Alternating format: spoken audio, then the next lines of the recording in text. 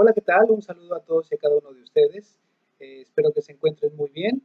Bueno, el día de hoy en el taller de hardware vamos a ver el tema de la fuente de poder. Sin más preámbulo, vamos a dar comienzo.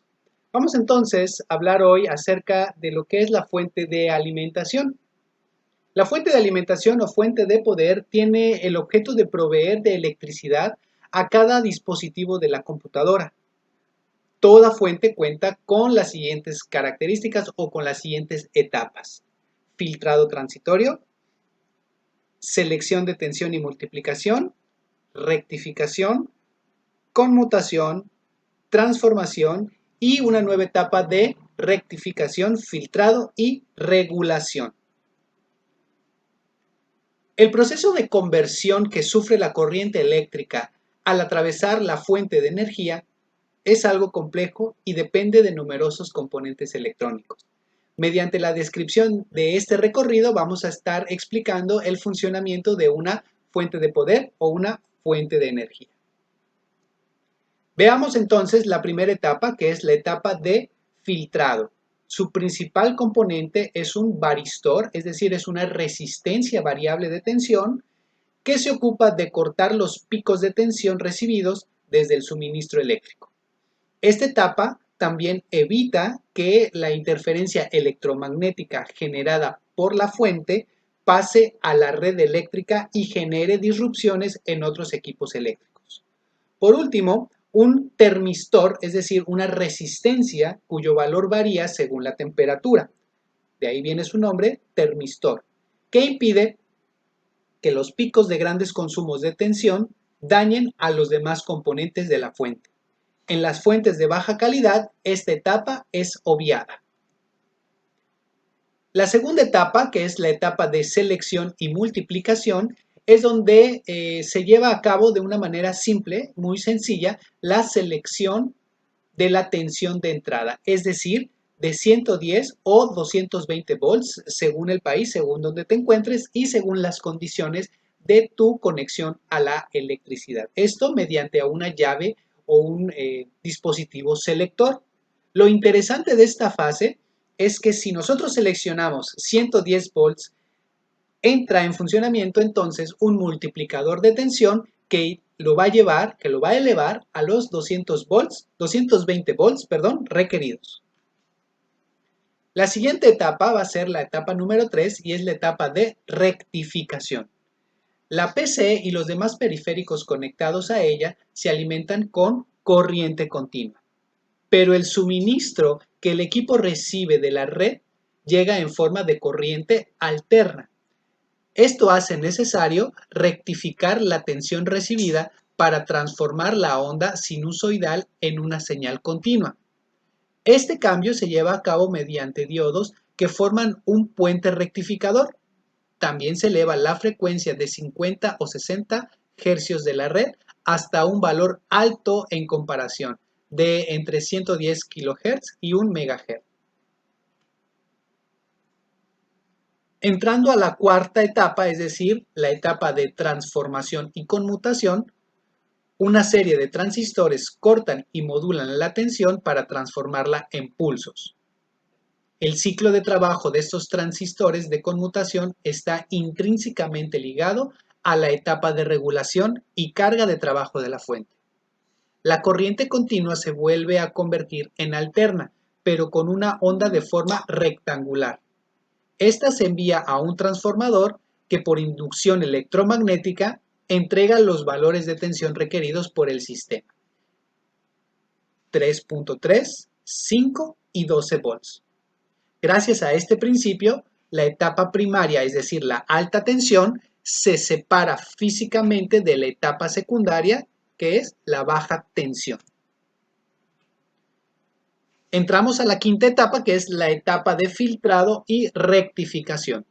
Como su nombre lo indica, aquí se filtran y rectifican los pulsos de alta frecuencia recibidos de la fase anterior mediante diodos, capacitores e inductores. En este paso, las líneas con diferentes valores de tensión ya están listas para ser usadas por el equipo. La etapa 6 o la etapa de regulación monitorea constantemente las líneas de tensión, verificando que estén dentro de los parámetros establecidos y realizando ajustes en caso de ser necesario. Entonces veamos ahora la estructura interna, en donde a continuación se describen los componentes internos más relevantes de una fuente de energía moderna. Veamos. En la imagen estamos viendo de izquierda a derecha y de arriba a abajo los condensadores de entrada. Estos que están en color azul, también conocidos como capacitores, son del tipo electrolítico. Su función es filtrar la corriente de fluctuaciones. Tenemos también el transformador. Este bobinado de doble arrollamiento convierte la tensión de un valor a otro. Tenemos las bobinas de salida, que cumple con otra etapa de filtrado, pero para el sector de salida. Vemos también el manojo de cables, que estos van a unir la fuente de poder con los conectores de alimentación de la PC. Vemos los condensadores de salida, que estos cumplen una etapa adicional de filtrado en el momento de la salida. Tenemos también un interruptor general, que me va a permitir encender y apagar la fuente. Tenemos los conectores de entrada de corriente. Mediante este borne ingresa la corriente de entrada a la fuente, es decir, 110 o 220 volts. Todas las fuentes de poder tienen un ventilador.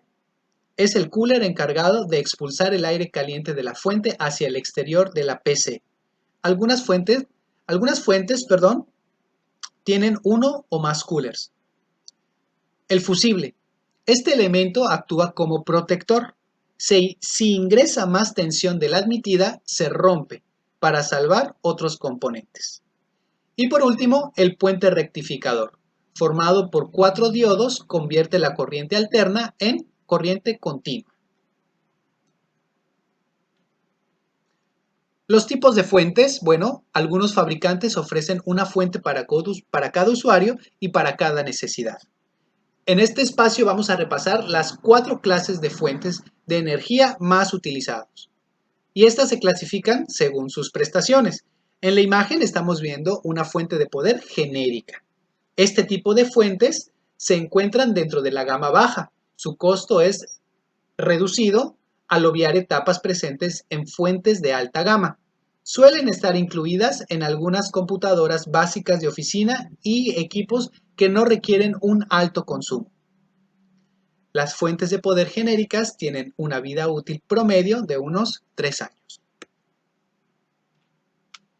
Vemos entonces una fuente de poder de alto rendimiento. Y existen dos, es decir, las modulares, que estas fuentes vienen preparadas para utilizar solamente los cables de tensión que necesitamos en nuestra computadora y dan la posibilidad de quitar los no usados, para así entonces mejorar el flujo de aire dentro del gabinete y mantenerlo organizado.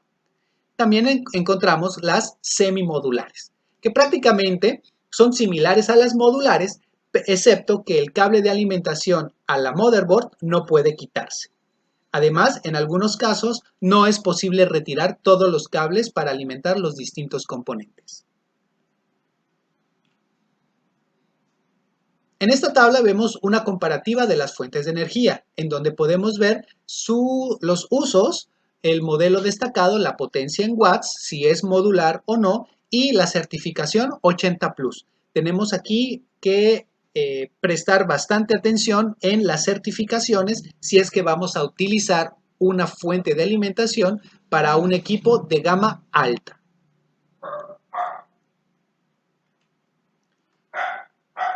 Algunos datos bastante interesantes son la potencia, la certificación, la eficiencia, los conectores de salida y el nivel de emisión de ruido. La potencia es la cantidad de energía que puede brindar la fuente a los componentes de la computadora. Se aconseja utilizar una calculadora online para estimar el consumo energético total que va a tener un equipo seleccionado de una lista de uno de sus dispositivos, es decir, la marca, el modelo, etc. Una vez obtenido el consumo total de determinado equipo, lo ideal es sumarle entre el 30 al 40% para obtener el valor de potencia definitivo que debe tener la fuente, ya que toda fuente de energía trabaja adecuadamente cuando lo hace al 60 o al 70% de su capacidad. Certificación. La calidad de las fuentes de energía se categoriza mediante la certificación 80 Plus, que puede ser 80 Plus a secas, es decir, el estándar, 80 Plus bronce o bronce, 80 Plus silver, la plata, 80 Plus gold, es decir, el oro, platinum y titanio. Esta última es la mejor, al contar con el más alto nivel de eficiencia y rendimiento. Y ahí vamos al tema de la eficiencia. La eficiencia entonces es la relación entre el consumo real y la potencia ofrecida por la fuente. Una parte de la energía se desaprovecha al dispersarse en forma de calor. Las fuentes de mala calidad son poco eficientes, mientras que las de mejor calidad ofrecen mayor eficiencia. Los conectores de salida. Es la cantidad y tipo de conectores que ofrece la fuente de poder para conectar unidades de almacenamiento, tarjetas gráficas, unidades ópticas, entre otros dispositivos internos. Cuanto más tenga, es mejor. Nivel de emisión de ruido. Esta es la cantidad de ruido que genera el ventilador o los ventiladores de la fuente. Existen modelos de fuentes que, ante una carga baja o moderada, detienen sus ventiladores para que la emisión de ruido sea completamente nula. Se mide esto en decibeles. Cuanto menor sea, es mejor. Y con esto, chicos, vamos a dar finalizado el tema de lo que son las fuentes de energía o las fuentes de poder. Espero que haya sido de su interés. Nos vemos pronto. Saludos.